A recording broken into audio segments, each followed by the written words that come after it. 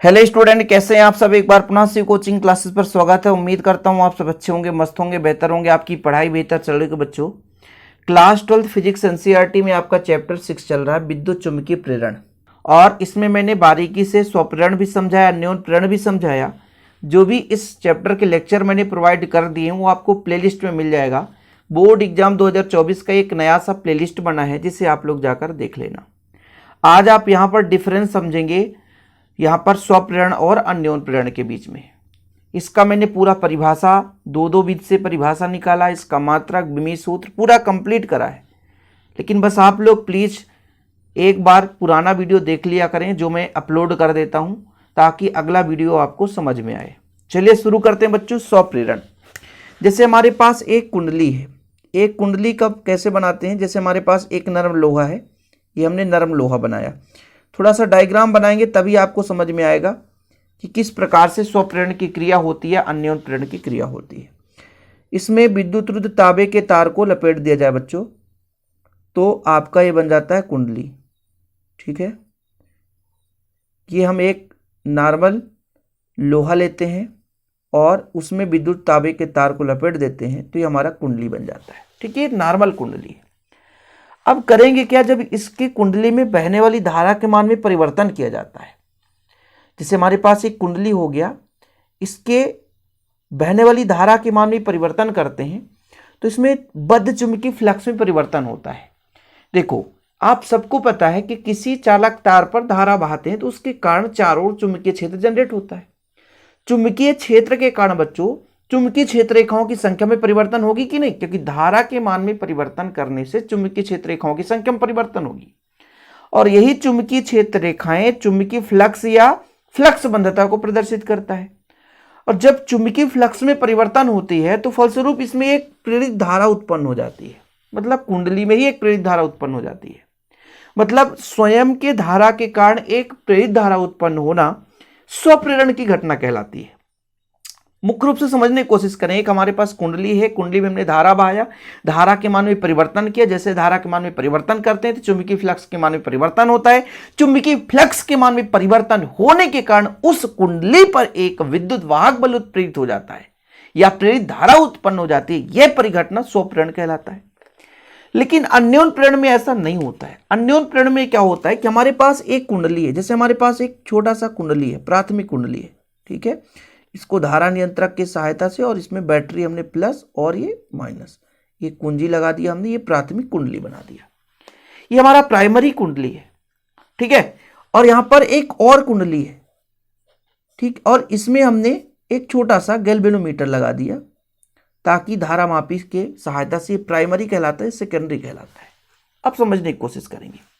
इसमें होता क्या है, प्राथमिक कुंडली में हम धारा बहाते हैं, इसके धारा के मान में परिवर्तन कहते हैं। मतलब कोई भी हमारे पास एक कुंडली है, इसमें बहने वाली धारा के मान में परिवर्तन करते हैं। और जब इसमें धारा के मान में परिवर्तन करते हैं तो जो यहाँ पे द्वितीय कुंडली है ना, इसमें चुंबकीय फ्लक्स में परिवर्तन होता है, फलस्वरूप इसमें प्रेरित धारा बहने लग जाती है। और यह परिघटना आपका अन्योन प्रेरण कहलाता है। स्वप्रेरण में क्या हुआ, जिस कुंडली में हमने धारा बहाया उसी कुंडली में एक प्रेरित धारा उत्पन्न हुई। लेकिन अन्योन प्रेरण में क्या हुआ बच्चों, जिस कुंडली में हमने धारा बहाया उसमें प्रेरित धारा उत्पन्न ना होकर के दूसरे कुंडली में प्रेरित धारा उत्पन्न हुई। तो अन्योन प्रेरण दूसरे के कारण, देखो ना, स्व मतलब स्वयं के प्रेरित से, स्वयं के प्रेरण से, यानी स्वयं वो प्रेरित होकर के धारा बना दिया, एक और धारा बनाया। लेकिन अन्योन प्रेरण का मतलब अन्य के प्रेरण से, दूसरे के प्रेरणा के फलस्वरूप एक धारा बन जाती है, वहां पर हो जाता बच्चों आपका अन्योन प्रेरकत्व। ठीक, समझ में आ गया, कोई दिक्कत तो नहीं है। स्वप्रेरण की घटना है कि एक कुंडली में हमने धारा बहाया, उसके धारा के मान में परिवर्तन किया, और जैसे ही धारा के मान में परिवर्तन करते हैं तो चुंबकीय फ्लक्स के मान में परिवर्तन होता है। चुंबकीय फ्लक्स के मान में परिवर्तन होने से एक प्रेरित विद्युत वाहक बल या प्रेरित धारा उत्पन्न हो जाती है, परिघटना स्वप्रेरण कहलाता है। लेकिन वहीं पर जब अन्योन प्रेरण की बात आ जाती है तो एक कुंडली में हमने धारा बहाया, जिस कुंडली में धारा बहाया उसके पास स्थित दूसरे कुंडली में चुंबकीय फ्लक्स में परिवर्तन हुआ, फलस्वरूप प्रेरित विद्युत वाहक बल या प्रेरित धारा बहने लग गई। यह परिघटना अन्योन प्रेरण कहलाता है। ठीक है, यहां पर जो बच्चों यहां पे स्वप्रेरण है, इसके गुणांक को हम स्वप्रेरकत्व कहते हैं। जबकि यहां पर जो आपका इससे संबंधित जो गुणांक होता है इसे अन्योन प्रेरण गुणांक या अन्योन प्रेरकत्व कहते हैं। ठीक है, कोई दिक्कत तो नहीं है। यानी स्वप्रेरण से संबंधित जो भी गुणांक होता है उसे स्वप्रेरकत्व कहते हैं, और ये आपका होता है अन्योन्य प्रेरकत्व। क्या होता है बच्चों? अन्योन्य प्रेरकत्व। तो दो अंतर तो आसानी से बन गया। इसमें केवल एक कुंडली होती है और इसमें बच्चों दो कुंडली होती है। चार अंतर ही आपके बुक्स में और चार अंतर ही आपको तैयार करना है। जैसे देखो, हमने कहा कि स्वप्रेरण है क्या? किसी कुंडली के बहने वाली धारा के मान में परिवर्तन किए जिसके फलस्वरूप इसमें प्रेरित धारा उत्पन्न हो गई, तो स्वप्रेरण कहलाया। लेकिन अन्योन्य प्रेरण में ऐसा नहीं होता। अन्योन्य प्रेरण में क्या होता है कि हम एक कुंडली में धारा के मान में परिवर्तन किए, पास स्थित दूसरे कुंडली में प्रेरित धारा उत्पन्न हुई। मतलब पहले कुंडली में हमने धारा बहाया, इसके प्रेरण से इसमें धारा उत्पन्न हो गया, तो ये अन्योन्य प्रेरण कहलाया।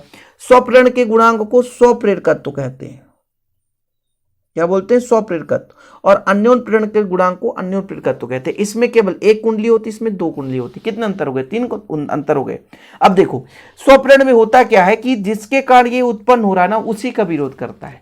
मतलब प्रेरित धारा जो होता है मुख्य धारा के मन को सीधे प्रभावित करता है क्योंकि उसी कुंडली में है। लेकिन जो अन्योन्य प्रेरकत्व होता है उसमें प्रेरित धारा दूसरी कुंडली में बहती है, अतः मुख्य धारा के मान को सीधे प्रभावित नहीं करता है। ठीक है भाई, स्वप्रेरण क्या है? जिस कुंडली में हमने धारा बहाया उसी में प्रेरित धारा उत्पन्न हुई, तो वो क्या करता है? सीधे मुख्य धारा को प्रभावित कर सकता है क्योंकि जिसमें हमने धारा बहाया उसी में प्रेरित धारा उत्पन्न हुई। लेकिन अन्योन्य प्रेरण में क्या होता है? पहले में धारा बहाया, दूसरे में प्रेरण की घटना हुई, तो इस प्रकार से उसमें सीधे प्रभावित नहीं करता है। तो ये लो भैया, स्क्रीनशॉट ले लो आप लोग फटाफट। ठीक है, और नोट्स बनाते चलो, आप लोग विधिवत तैयारी करते चलें। बोर्ड एग्जाम के लेवल से हम आपको पूरा कंप्लीट सिलेबस कराएंगे, बिल्कुल आप निश्चिंत रहें। यदि इसका नोट्स भी लेना है मेरे नंबर पर आप कांटेक्ट कर सकते हैं, 96 85 29 91 49। हाँ, 100 रुपीज़ चार्ज लगते हैं लेकिन प्रॉपर रूप से नोट्स दिए जाते हैं।